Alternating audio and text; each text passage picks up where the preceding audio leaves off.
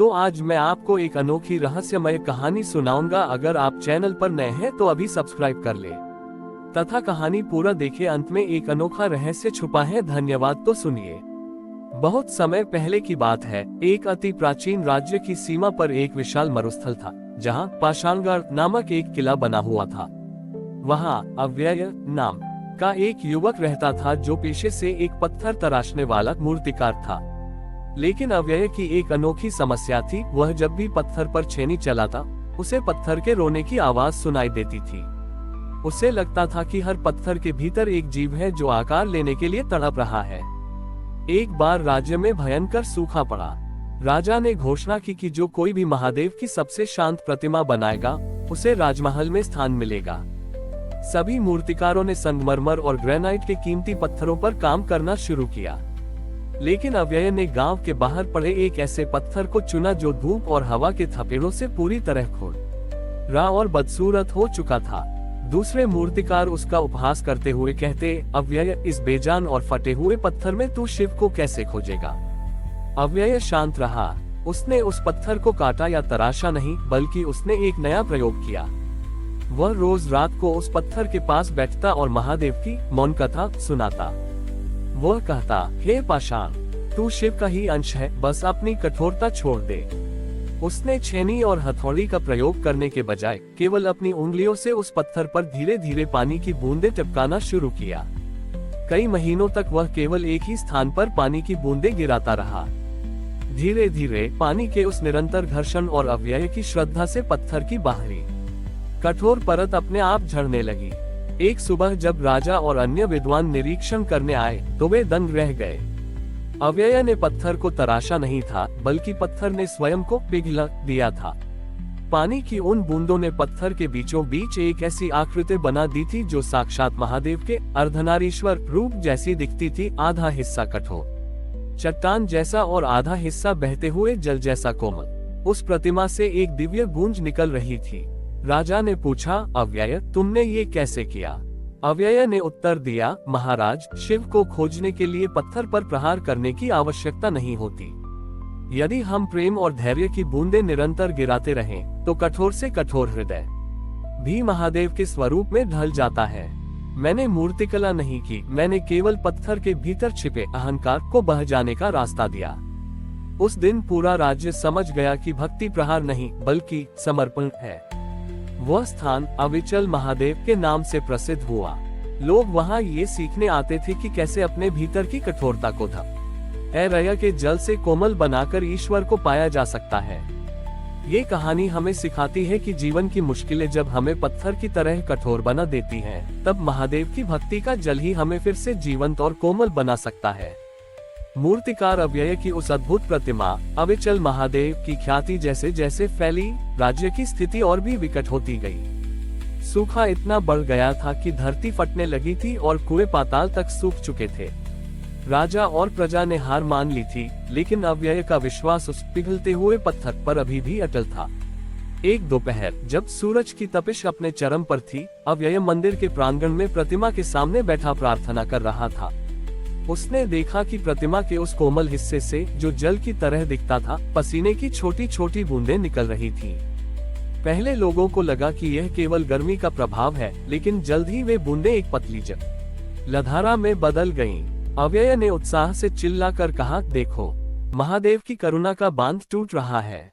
देखते ही देखते उस पत्थर की प्रतिमा के चरणों से शीतल जल का एक सोता फूट पड़ा। यह कोई साधारण जल नहीं था, इसमें पहाड़ों की जड़ी बूटियों की महक और गंगा जैसी पवित्रता थी। वह जलधारा मंदिर की सीढ़ियों से उतरकर उस सूखी मरुभूमि की ओर बढ़ने लगी। जैसे जैसे पानी रेत पर बढ़ता, तड़पती हुई धरती ठंडी होती जाती और वहां कुछ ही क्षणों में हरी घास उगने लगती। राजा ने जब ये चमत्कार देखा, तो उन्होंने अपनी पूरी सेना को आदेश दिया कि वे इस जलधारा के मार्ग में आने वाली बाधाओं को हटा दें और इसे राज्य की मुख्य नदी सरस्वती के सूखे तट तक पहुंचाने में मदद करें। जैसे ही वह दिव्य जल सूखी नदी के तल को छुआ, पूरी नदी में गर्जना हुई। दूर पहाड़ों पर अचानक बादल घिर आए और मूसलाधार वर्षा होने लगी। यह महादेव की जलाभिषेक लीला थी। जिस पत्थर को लोग बेजान समझते थे, उसी ने पूरे राज्य के लिए जीवन का मार्ग खोल दिया था। लेकिन सबसे बड़ा चमत्कार अभी बाकी था। जब नदी पूरी तरह भर गई तो अव्यय ने देखा कि वह पत्थर की प्रतिमा अब गायब हो चुकी थी। वहां केवल एक पारदर्शी स्फटिक का शिवलिंग रह गया था, जो जल के भीतर चमक रहा था। महादेव ने पत्थर का शरीर त्याग कर स्वयं को जल में विलीन कर लिया था, ताकि वे हर प्यासे कंठ तक पहुंच सके।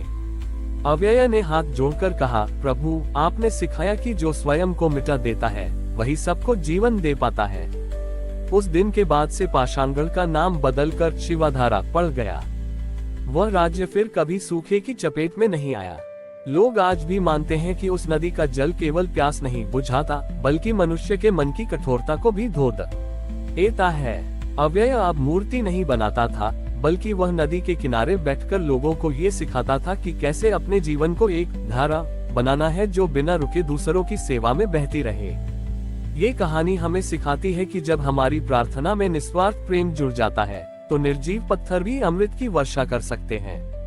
वर्षों बीत गए और शिवाधारा राज्य अब एक समृद्ध और हरा भरा प्रदेश बन चुका था। नदी के किनारे अब हजारों पेड़ थे और पक्षियों का कलरव गूंजता रहता था। अव्यय अब बहुत वृद्ध हो चुका था और वह अपना अधिकांश समय नदी के तट पर एक पुराने पीपल के पेड़ के नीचे मौन बैठकर बिताता था। एक शाम एक छोटा बालक जिसका नाम ईशान था, नदी के किनारे रेत में कुछ खोज रहा था। वह हर पत्थर को उलट पलट कर देखता और फिर निराश होकर आगे बढ़ जाता। अव्यय ने उसे गौर से देखा और मुस्कुराते हुए पूछा, पुत्र, इस बहती धारा के किनारे तुम क्या ढूंढ रहे हो? क्या कोई स्वर्ण मुद्रा खो गई है? ईशान ने अपनी मासूम आंखों से अव्यय की ओर देखा और कहा, बाबा, मेरी दादी कहती है कि इसी नदी से महादेव प्रकट हुए थे और वे यहीं कहीं आसपास रहते हैं। मैं उनके पदचिह्न, पैरों के निशान खोज रहा हूँ। अगर मुझे उनके पैर मिल जाएं, तो मैं उनसे कहूँगा कि मेरी माँ को ठीक कर दें, जो बहुत दिनों से बीमार हैं। अव्यय की आंखों में आंसू आ गए। उसने ईशान को अपने पास बुलाया और कहा, बेटा, महादेव के पैर रेत पर नहीं बल्कि लहरों की चाल में छिपे होते हैं। उन्हें खोजने के लिए बाहर नहीं, भीतर देखना पड़ता है। अव्यय ने नदी से एक मुट्ठी गीली रेत उठाए और उसे एक समतल पत्थर पर रखा। उसने ईशान से कहा, अपनी आंखें बंद करो और केवल उस ध्वनि को सुनो जो यह नदी कर रही है। बालक ने ऐसा ही किया। जैसे ही ईशान ने ध्यान लगाया, उसे नदी की कल कल ध्वनि में डमरू की थाप सुनाई देने लगी। अव्यय ने ईशान का हाथ पकड़कर उस गीली रेत पर रखवाया। जब ईशान ने स्पर्श किया तो उसे रेत ठंडी नहीं बल्कि अग्नि जैसी गर्म महसूस हुई। यह महादेव की तपस्या की ऊष्मा थी। अचानक उस गीली रेत पर एक आकृति उभर आई। वह किसी मनुष्य के पैर का निशान नहीं था, बल्कि एक कमल के फूल की आकृति थी, जिसके बीच में एक छोटा सा त्रिशूल बना था। अव्यय ने धीरे से कहा, महादेव जहाँ चलते हैं वहाँ फूल खिलते हैं।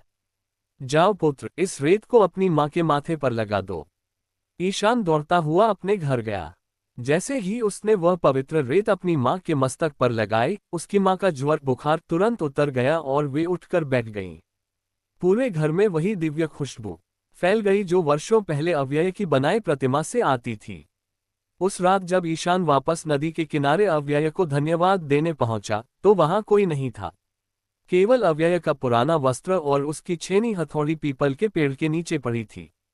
नदी की लहरों में एक अद्भुत चमक थी और दूर क्षितिज पर महादेव का एक विराट स्वरूप धुंध में मुस्कुराता हुआ दिखाई दिया।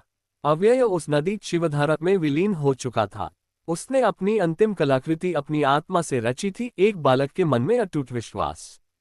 आज भी लोग कहते हैं कि शिवधारा नदी के किनारे जो कोई भी निस्वार्थ मन से रेत का शिवलिंग बनाता है, महादेव उसके कष्ट हरने के लिए किसी न किसी रूप में अवश्य प्रकट होते हैं। ये कहानी हमें सिखाती है कि भगवान को खोजने के लिए किसी विशेष स्थान की नहीं, बल्कि एक बच्चे जैसी सरल और निश्चल पुकार की आवश्यकता होती है। हमारी और भी आध्यात्मिक एवं अनोखी कहानियां देखने के लिए हमारे चैनल पर जाएं तथा धार्मिक एवं पौराणिक अनोखी कहानियां हमारे चैनल पर है। कृपया जाके देखें तथा हमारे चैनल को सब्सक्राइब करके रखें और वीडियो लाइक जरूर करें। धन्यवाद।